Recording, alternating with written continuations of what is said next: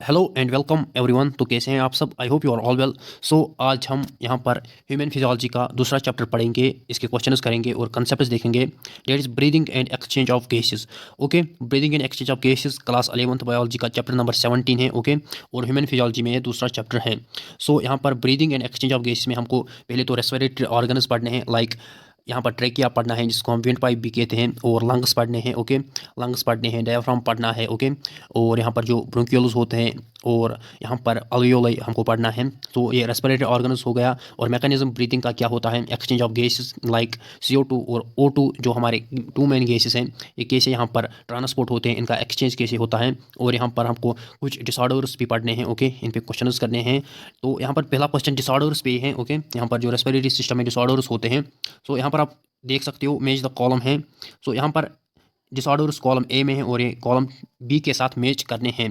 सो यहाँ पर आप देख सकते हो पहले एज़मा है, उसके बाद एम्फाइसीमा है और लास्ट में निमोनिया है। सो एज़मा यहाँ पर एलर्जी होगी। ओके, और जो यहाँ पर एम्फाइसीमा है ये रिकरिंग ऑफ ब्रोंकाइटिस है। ओके, और निमोनिया को यहाँ पर क्यों आ जाएगा, that is accumulation of WBC in alveoli. जब यहाँ पर WBC किस में एक्यूमुलेट होती हैं, अल्वियोलाई में, तो ये निमोनिया हो गया। एम्फाइसीमा यहाँ पर रिकरिंग ऑफ ब्रोंकाइटिस है और एज़मा को एलर्जी आ जाएगा। नेक्स्ट क्वेश्चन यहाँ पर इंपॉर्टेंट रखना। ओके, ये आ सकता है, one reason of emphysema is, emphysema किस के वजह से होता है, liquor consumption, smoking, drug addiction, heavy exercise. So emphysema smoking से होता है, याद रखना। एम्फाइसीमा एक डिजीज़ है, एक बीमारी है जो यहाँ पर लंग्स पे होती है और ये स्मोकिंग से होती है एम्फाइसीमा। नेक्स्ट क्वेश्चन आप यहाँ पर देख सकते हो, in human beings the number of lobes in right and left lungs is. आपको पता होगा कि हमारे पास दो लंग्स होते हैं, right lung and left lung. Okay, so यहाँ पर आपको बोलने हैं कि राइट लंग में कितने लोबस होते हैं और लेफ्ट लंग में कितने लोबस होते हैं। सो आई थिंक ये पिछले साल के एग्जाम में आपसे पूछा गया था, जो कि बोबी की तरफ से BSc नर्सिंग का एग्जाम हुआ था। वहाँ पर शायद या तो राइट का पूछा था या तो लेफ्ट का, लेकिन यहाँ पर दोनों के इन्फॉर्मेशन आपको मिलेगी। तो इसका जो करेक्ट ऑप्शन है वो है option C. Okay, option C. So यहाँ पर number of lobes in right में यहाँ पर 3 लोबस होते हैं और लेफ्ट में 2 लोबस होते हैं, ये याद रखना। यहाँ पर एक क्वेश्चन है, इन क्रस्टासिया रेस्पिरेशन ऑकर्स इन, जो क्रस्टाशियन होते हैं इनमें रेस्पिरेशन किसके जरिए होती है, ट्रेकिया, गिल्स, बुक, लंग्स। इसका करेक्ट ऑप्शन, इनको यहाँ पर गिल्स के जरिए रेस्पिरेशन होती है। क्रस्टाशियन यहाँ पर जो हमारा किंगडम आर्थ्रोपोडा है। ओके, आर्थ्रोपोडा में सबसे ज़्यादा यहाँ पर हमको स्पीशीज़ देखने को मिलती हैं, जिसमें हमारी हाउस फ्लाई भी आती है। ओके, मॉस्किटोज भी इसी में आते हैं आर्थ्रोपोडा में। जो भी यहाँ पर कीड़े मकोड़े हैं वो आर्थ्रोपोडा में आते हैं और क्रस्टाशियन भी आर्थ्रोपोडा में आते हैं। और क्रस्टाशियन एक्वेटिक जनरली होते हैं। ओके, एक्वेटिक होते हैं तो रेस्पिरेशन किनकी मदद से होगी, गिल्स के मदद से होगी इनमें रेस्पिरेशन। यहाँ पर आप देख सकते हो कॉलम है, मैच करना है आपको, मैच द कॉलम। सो ये याद भी रखना आ सकता है। टाइडल वॉल्यूम है, इनएक्सपायरेटरी रिजर्व वॉल्यूम है, डेट इज IRV, ERV है, एक्सपायरेटरी रिजर्व वॉल्यूम है, RV है, डेट इज रेजिडुअल वॉल्यूम है, VC है, डेट इज वाइटल कैपेसिटी है। सो टाइडल वॉल्यूम कितना होता है आपको ये पता होना चाहिए। ओके, सो अगर हम यहाँ पर बात करेंगे इनएक्सपायरेटरी रिजर्व वॉल्यूम की, ओके, या एक्सपायरेटरी रिजर्व वॉल्यूम की या रेजिडुअल वॉल्यूम की, सो रेजिडुअल वॉल्यूम याद रखना कि 1100 ml टू 1200 ml होता है। ओके, सो वो ऑप्शन यहाँ पर नहीं है, लेकिन यहाँ पर 1200 है, तो यहाँ पर जो आपका residual volume that is RV है, ये यहाँ पर 1100 ml टू 1200 ml होता है। और यहाँ पर 1200 एक ऑप्शन है, लेकिन ये होता है 1100 टू 1200। टाइडल वॉल्यूम की अगर हम बात करें, टाइडल वॉल्यूम 500 ml होता है। ओके, टाइडल वॉल्यूम 500 ml होता है। IRV की बात करें, inspiratory reserve volume, inspiratory reserve volume 2500 to 3000 ml होता है। ओके, सो इसका ये A आएगा IRV को। और ERV that is expiratory reserve volume, यहाँ पर क्या होता है, ERV यहाँ पर 1000 टू 1100 होता है, तो वो ऑप्शन नहीं है, लेकिन यहाँ पर 1000 ऑप्शन है। सो यहाँ पर अब है एक ऑप्शन वाइटल कैपेसिटी, तो VC का यहाँ पर ऑप्शन D आ जाएगा, 3400 to 4800 ml of air. So ये VC that is vital capacity ये है।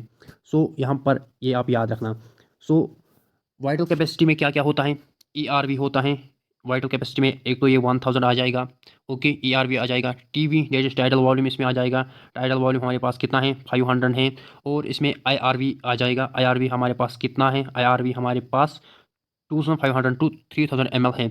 सो यहाँ पर ये अराउंड 4000 होता है। ओके, तो यहाँ पर इसने रेंज दिया है 3400 टू 4800, सो अराउंड ये 4000 होता है।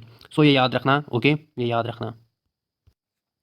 नेक्स्ट क्वेश्चन आप यहाँ पर देख सकते हो, gases diffuse over the respiratory surface because of, gases जो डिफ्यूज करते हैं respiratory surface because of partial pressure of O2, that is PO2, is more in alveoli than in blood. PO2 is more in blood than in tissue. PO2 is more in alveoli than in blood. देखो gases यहाँ पर diffuse होते हैं, means diffusion होता है, simple diffusion होता है।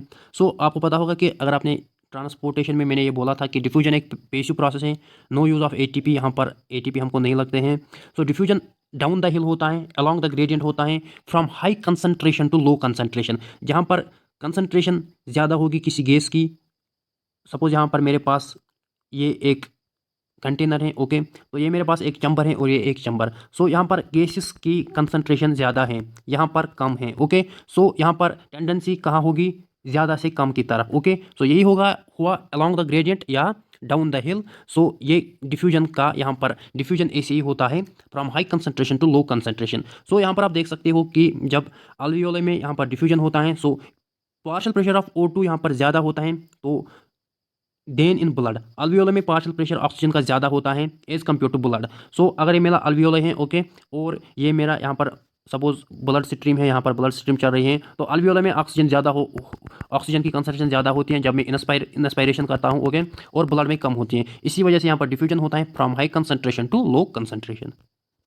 Next question आप यहाँ पर देख सकते हो, layer of uneven columnar cells which form tracheal lining और कंपोनेंट ऑफ। सो जो हमारे पास ट्रेकिया होता है, ट्रेकिया को हम विंड पाइप भी कहते हैं। सो ये मेरे पास ट्रेकिया है, ओके, और इसमें जो इसकी लाइनिंग होती है अंदर से, ओके, इसकी लाइनिंग जो अंदर से होती है, इस पर अनइवन कॉलमनर सेल्स होती हैं। तो ये भी याद रखना कि जो हमारी ट्रेकिया होती हैं, जो इसकी लाइनिंग होती है वहाँ पर कॉलमनर सेल्स होती हैं। सो ये किसकी कंपोनेंट हैं, brush border epithelium, stratified epithelium, pseudo stratified epithelium. इसका जो करेक्ट ऑप्शन है वो है pseudo stratified epithelium, okay, pseudo stratified epithelium याद रखना। जो हमारी columnar uneven columnar cells line करती हैं ट्रेकिया को, वो सीडो स्ट्रेटिफाइड इप्थीलियम का कंपोनेंट है, याद रखना। और ट्रेकिया में मैंने ये भी बोला था डाइजेशन के टाइम, ओके, जब मैंने डाइजेशन के क्वेश्चन दिखाए थे कि जो ट्रेकिया होता है इसकी जो ओपनिंग है उसको हम ग्लॉटिस कहते हैं। जहाँ पर ये इसकी ओपनिंग है इसको हम ग्लॉटिस कहते हैं, याद रखना, इसको हम ग्लॉटिस कहते हैं। और इस पर एक ढक्कन होता है, ओके, एक यहाँ पर इस पर एक ढक्कन होता है, ओके, उसको हम क्या कहते हैं, एपिग्लॉटिस, ओके। ये मैंने यहाँ पर ढक्कन बनाया, ये एपिग्लॉटिस है, ओके, ये एपिग्लॉटिस है और ये ग्लॉटिस है। ओपनिंग को हम ग्लॉटिस कहते हैं। और यहाँ पर एक थिन इलास्टिक कार्टिलेजिनस फ्लैप, एक फ्लैप होता है, ओके, कार्टिलेजिनस फ्लैप होता है जिसको हम एपिग्लॉटिस कहते हैं। एपिग्लॉटिस की फंक्शन क्या है कि जब हम खाना खाते हैं तो ये इसके ऊपर बैठता है, ओके, ये जो यहाँ पर मैंने बनाया है इसके ऊपर बैठता है और इसमें इसकी वजह से खाना नहीं चला जाता है किसकी, कहाँ पे, ट्रेकिया में। तो खाना किस में चले जाएगा, फूड पाइप में, उसका नाम है ईसोफेगस। नेक्स्ट क्वेश्चन यहाँ पर है, common factors in trachea of mammals and insects is. जो हमारे पास ट्रेकिया होता है मैमल्स में, मैमल्स हम उनको कहते हैं जो अपने बच्चों को दूध देते हैं, हम भी इसमें आते हैं।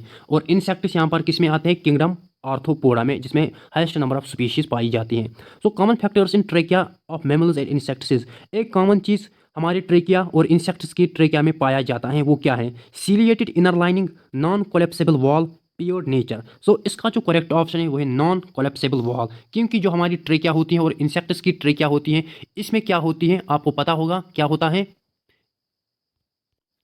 इसमें इनकम्प्लीट कार्टिलेजिनस रिंग्स होती हैं, ओके, इनकम्प्लीट कार्टिलेजिनस रिंग्स होती हैं जो हमारी ट्रेकिया होती हैं, ओके। और जो इंसेक्ट्स की ट्रेकिया होती हैं ये नॉन कोलेप्सिबल होती हैं, मीन्स आप इसको कोलेप्स नहीं कर सकते हो, ओके, ये सॉफ्ट नहीं होती हैं, ये स्मूथ नहीं होते हैं, ओके, आप इसको कोलेप्स नहीं कर सकते हो क्योंकि इसमें इनकम्प्लीट कार्टिलेजिनस रिंग्स होती हैं, ओके, इनकम्प्लीट कार्टिलेजिनस रिंग्स होती हैं। आप अपने यहाँ पर देख सकते हो, यहाँ पर आप देख सकते हो ये इनकम्प्लीट कार्टिलेजिनस रिंग्स होती हैं ट्रेकिया में, हमारी और इंसेक्ट्स की ट्रेकिया में, इसीलिए कोलेप्स नहीं होती हैं, ये याद रखना।